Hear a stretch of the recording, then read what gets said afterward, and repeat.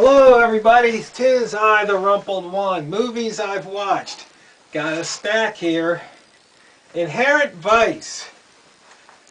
We got Joaquin Phoenix, Josh Brolin, Owen Wilson, Reese Witherspoon, Benicio del Toro, Maya Rudolph, Martin Short. A lot of stars, but this movie is set in the 70s in LA, not LA, what was it? One of the beaches near there, and it's the stoner crowd. I think maybe you have to be stoned to follow this movie. It's kind of a detective story. It was funny, it's worth a watch, but it's a little disjointed. How to Lose Your Lover. Okay, a romantic comedy.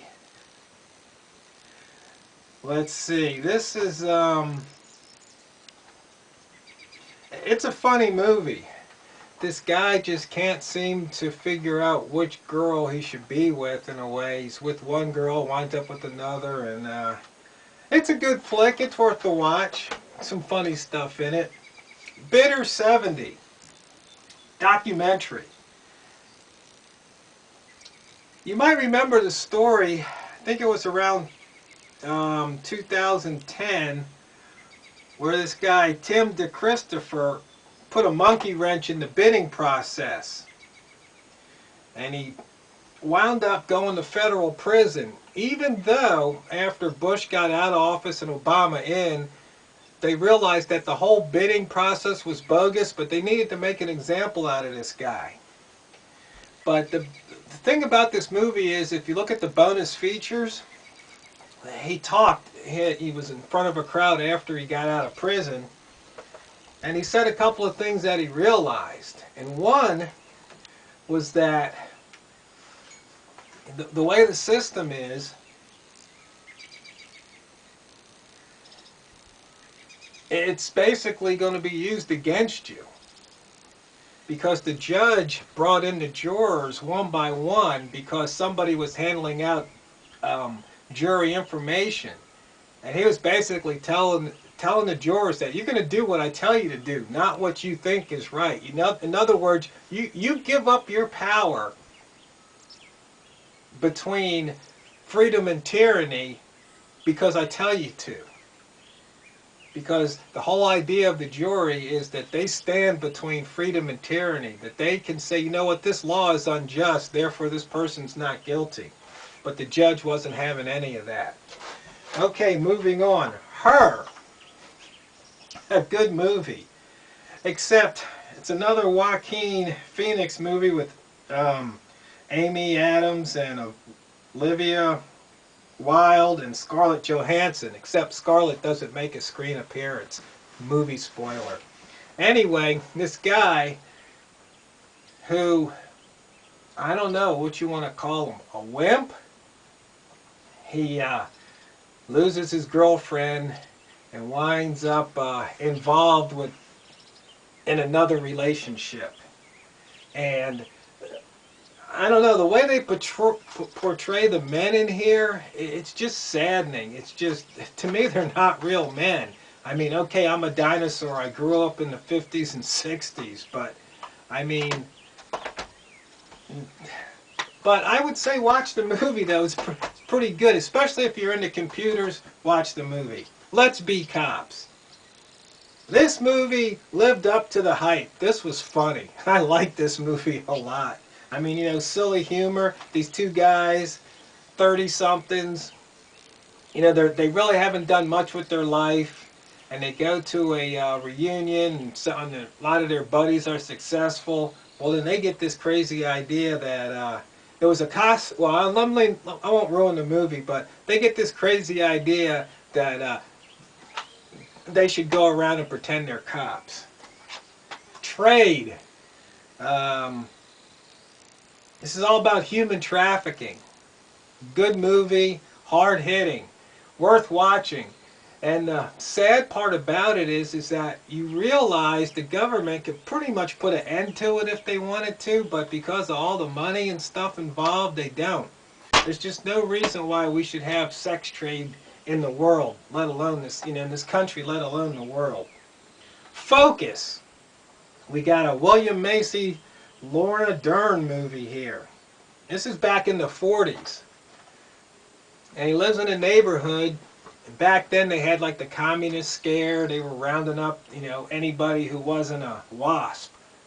And he kind of got caught up in all that mess. And it's just telling, about America. The land of the free. Some exceptions apply. Okay, The Drop. Tom Hardy, Naomi Rapace, and James Gandolfini. This is a good movie. You don't see the end coming at all. I really like this movie. I mean, it's one of these things, it's like, is he going to do something? Is he going to do something? You just wonder, is he a stand-up guy? Is he a pushover? But it's intense. It's a good movie. I liked it. Grudge Match. Okay, De Niro, Stallone. Who do you think wins? It's a funny movie. It's worth watching, entertaining, but, Stallone. Jackie Chan, Mr. Nice Guy. One of his earlier movies. If you like Jackie Chan movies, you'll like it. If you don't, you won't. It's that simple. You know what he's going to do. Suspect Zero. We've got Ben Kingsley, Aaron Eckhart, Carrie Ann Moss. Good flick. Deep, dark. Entertaining. Suspenseful.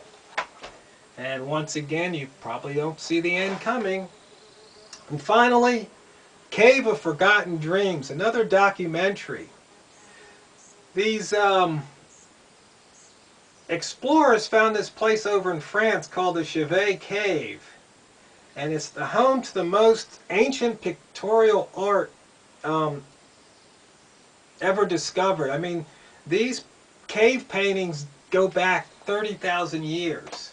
I mean, I really encourage you, if you could get a copy of this, to watch it. I mean, because chances are you'll never get to see it with your own two eyes. And that's because the way things are, even over in France. I mean, these guys discovered the cave, they go report it, and immediately it's locked up. Well, I can understand that, but you see, then now the government controls who gets to see it. Well, why can't you see it? Because the government says you can't. But, if somebody knows somebody who's got friends in high places, then they get to go in the cave. I mean, I can understand not opening it up to the overall public in a way, but I think there should be a way that people get to see it. It's a cave, they have to maintain the atmosphere. I don't know if you've ever been in any big caves or not, but you get so many bodies in there. If you heat it up just a couple of degrees, you can just change the whole environment. So in a way, it has to be controlled. But it's just the whole idea that the government just comes in, puts a steel door on it, locks it up, and then keeps people out. I guess it's a tough call. I wonder how you guys feel about it. But it just kind of rubs me the wrong way. That it always seems like there's somebody telling somebody else what they can and can't do. But anyway, this is movie reviews, not political rants. So anyway, those are the movies I've watched. And once again, thanks for your comments. And hey, if I know you guys want me to watch some of them horror flicks, but I haven't found them in my library system yet. But I'm not ignoring you. So thanks again for your suggestions and for watching. And as always, don't run out of popcorn.